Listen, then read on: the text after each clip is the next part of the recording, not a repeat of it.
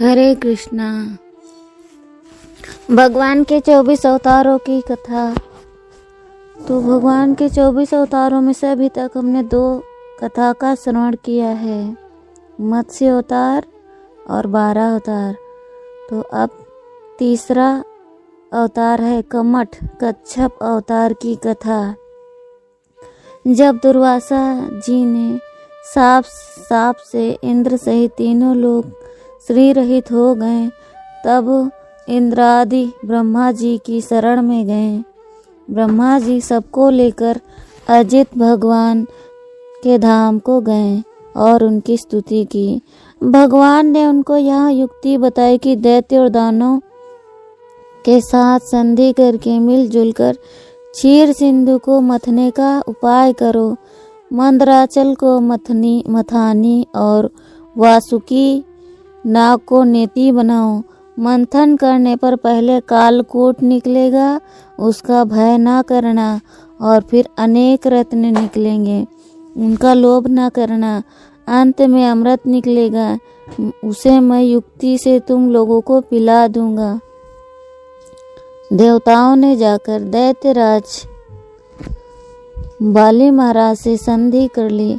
अब देवता और दैत्य मंदराचल को उखाड़ कर ले चले, परंतु थक गए।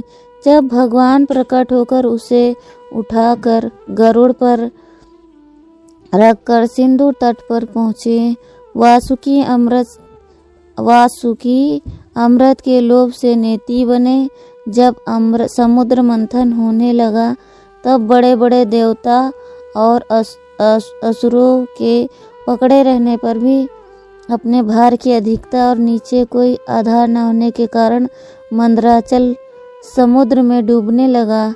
इस प्रकार अपना सारा कराया मिट्टी में मिलते देखकर सबों का मन टूट गया। उस समय भगवान ने यह देखकर कि यह सब विघ्नराज गणेश जी की करतूत है, उन्होंने हंसकर कहा, सब कार्यों के प्रारंभ में गणेश जी की पूजा करनी चाहिए। सो तो हम लोगों ने बिल्कुल भुला दिया। बिना उनकी पूजा के कार्य सिद्ध नहीं होता। अब उन्हीं की पूजा करनी चाहिए।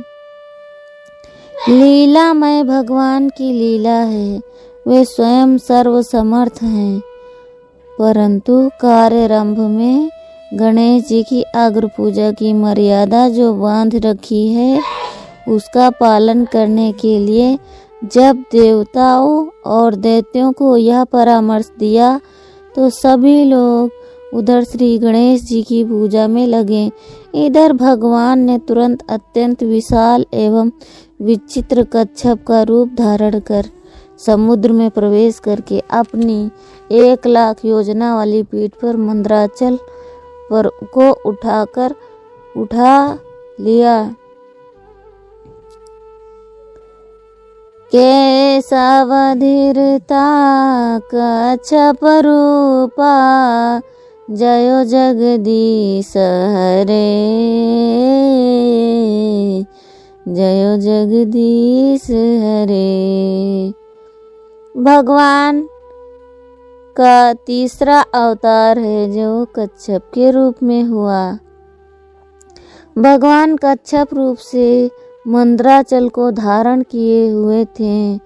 विष्णु रूप में देवताओं के साथ साथ रहे थे। एक तीसरा रूप भी धारण करके मंदराचल को अपने हाथों से दबाए हुए थे कि कहीं उछल न जाए। मथते मथते बहुत देर हो गई, परंतु अमृत न निकला। आप भगवान ने सहस्त्रबाहु होकर स्वयं ही दोनों ओर से मथना आरंभ किया। उस समय भगवान की बड़ी विलक्षण शोभा थी। ब्रह्मा शिव सनकादि जय जयकार करते हुए आकाश मंडल से पुष्पों की वर्षा कर रहे थे। उन लोगों की ध्वनि मिलाकर समुद्र भी भगवान का जय जयकार कर रहा था। समुद्र से सर्वप्रथम हलाहल कालकूट विष प्रकट हुआ, उससे त्रैलोक जलने लगा, तो उसे देवाधिदेव महादेव ने ग्रहण किया और फिर रत्न निकले। उनमें से कामधेनु और ऋषियों ने स्वीकार किया। उच्चैश्रवा नामक अति सुंदर बलिष्ठ अश्व को दैत्यों ने लिया।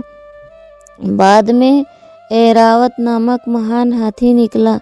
वह देवताओं के राजा इंद्र को मिला। कौस्तुभ मणि के प्रति सभी ललायित थे।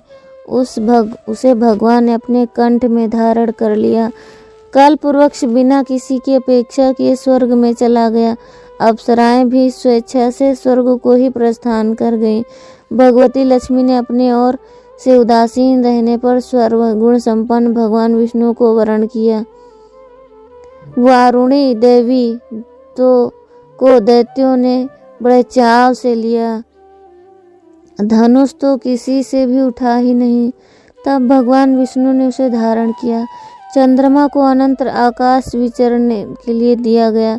दिव्य शंख जो भगवान ने स्वीकार किया। अंत में अमृत कलश हाथ में लिए हुए प्रकट हुए धन्वंतरी महाराज। दैत्यों ने उनसे अमृत छीन लिया। देवता उदास हो गए। तब भगवान ने मोहिनी रूप धारण कर दैत्यों को व्योमहित कर अमृत कलश उनसे लेकर अमृत देवताओं को पिला दिया। देवताओं की पंक्ति में सूर्य और चंद्रमा के बीच एक राहु नामक दैत्य वेश बदलकर आ बैठा था।